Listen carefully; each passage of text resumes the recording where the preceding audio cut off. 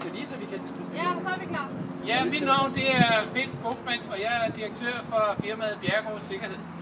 Jeg har taget den her udfordring til mig, som jeg har fået af Kevin Hockel fra TEA Canada. Og det er en udfordring, og det er, jeg gerne være med til at støtte ALS,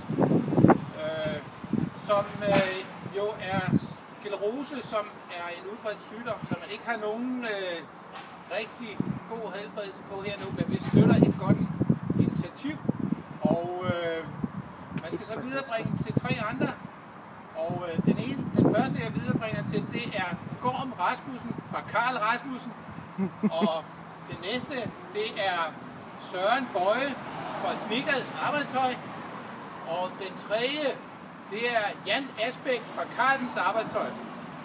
Der bliver lige en ekstra mere. Godt, tag det roligt.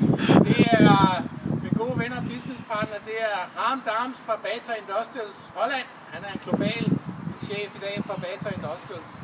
Så nu skal der nok ske et eller andet. Jeg får fornemmelsen.